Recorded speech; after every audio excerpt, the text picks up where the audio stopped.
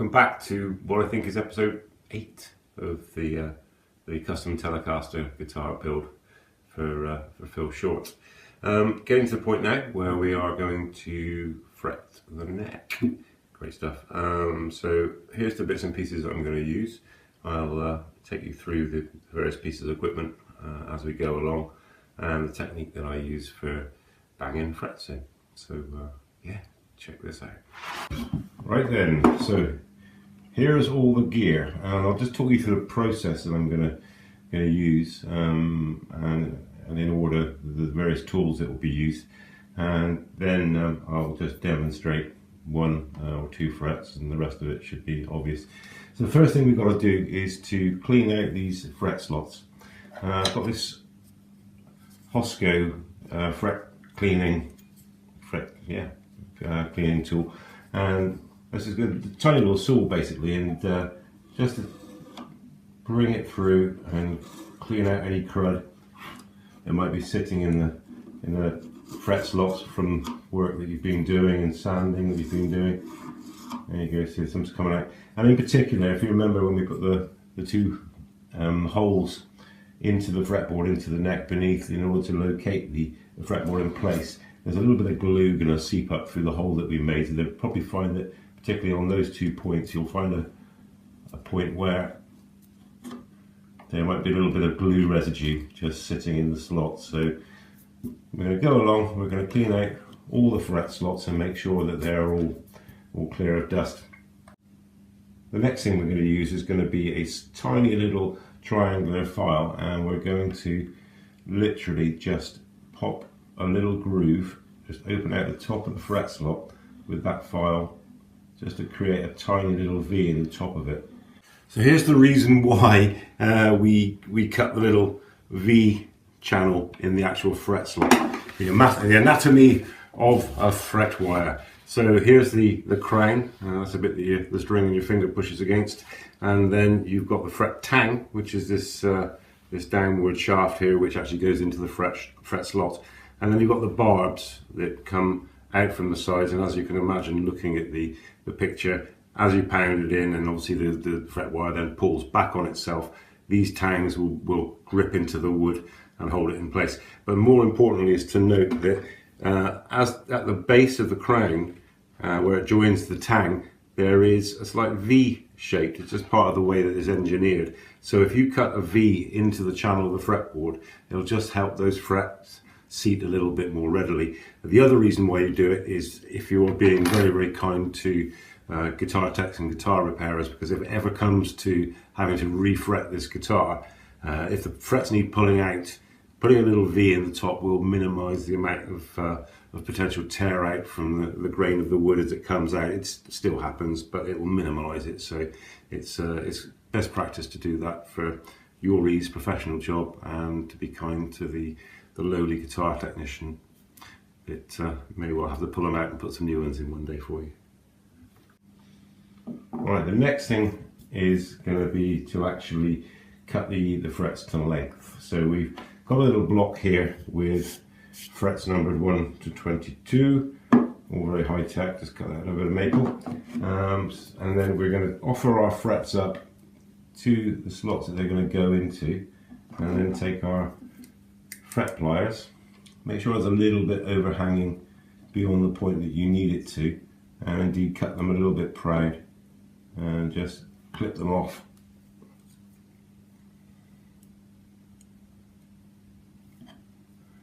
And once you've got it clipped, should be okay. It's another reason why I like to leave it a little bit overhanging, because if it doesn't cut off, there we go, cut off cleanly, let's check that's going to be big enough.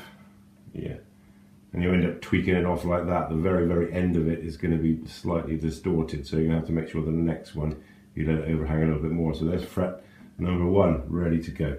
The other bits of kit on the table, obviously we've got a fretting hammer and this little brass tapping stick. Not quite sure what it's technically called, but it's a little brass rod that's got a V cut into the front face of it, which will sit over the crown of the fret, so that if you need any help to wallop them. You can just wallop it in with the hammer, but this will cause it to be, once it's in place, tap it along with that, and the V in the top will cause less trauma to the top of the fret, and therefore less dressing a little further on in the process.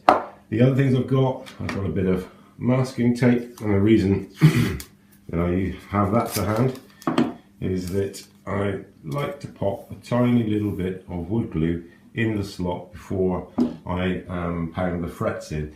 The reason why I do that is not actually to glue the fret in. The fret will glue in, it will tap in and stay there quite nicely, because fret wire, as you may be aware, has tiny little barbs in it, which once it's banged in will kind of catch and prevent the thing from falling out. The glue is literally just in there to make the fret slot tighter, so when it goes off hard, it becomes more of a cohesive piece of wood again. So it takes up the space, and it just means that the slot's tighter, and it makes for a better bond. It's not technically gluing it in, but it does help. So I just dribble a little bit of glue onto that bit of masking tape, and then take a cocktail stick, scoop a little bit up, and just offer it into the fret, and then offer my fret in and hammer it in. Right then, so let's clout a few more in. V-file, we're just literally looking to 2 or 3 strokes, only tiny. It's probably a good idea just to clear out the dust that you've just made.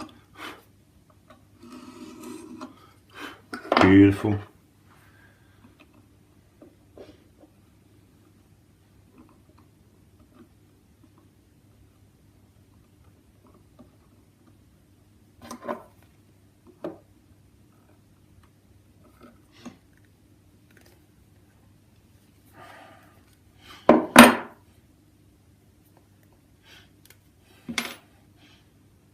Just check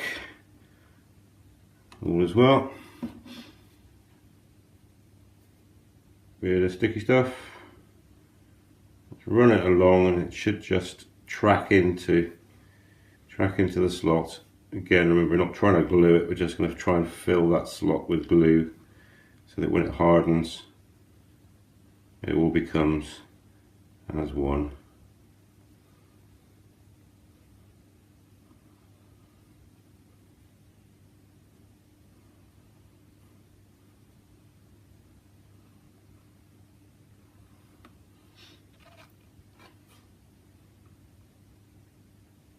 Offer it into the slot. Tiny little tap just to start it. Oh,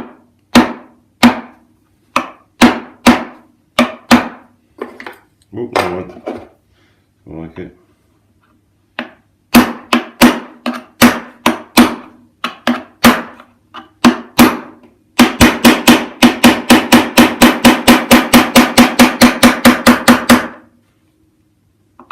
Great stuff.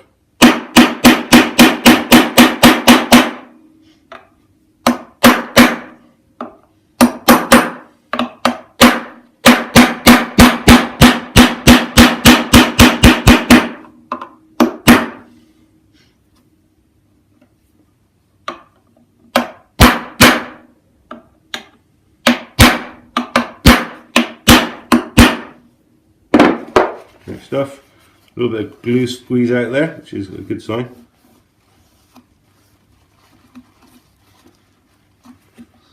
And that, my lovies, is how you pound a fret in. Okay, so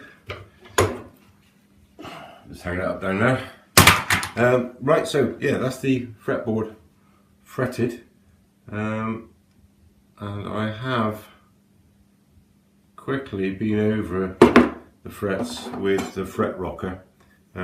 This is later on in the build we'll talk about fret dressing and leveling the fretboard, etc. And the way that you do that just quickly is that you check to see if it rocks over 3 frets. If it rocks, there's a high point. And I've had a darn good look at this, and it's pretty much on the money as is. So with a bit of luck, there won't be too much fretwork and dressing to be done. So what we're going to do next then is to tidy up the edges, and then later on we'll obviously recrown and shape and do the ends and polish and all that good stuff. But that'll do for today. I'm going to leave that now to just cure. Obviously there is glue in there, and before I start the next phase, I'd just like to know that it's nice and solid. So that's all for now. Do join me on the next one. Hope you enjoyed it, hope you got something from it. And if indeed you did like it, then please do subscribe to the channel, and yeah, like, comment, tell your friends, tell your mum. Ciao for now.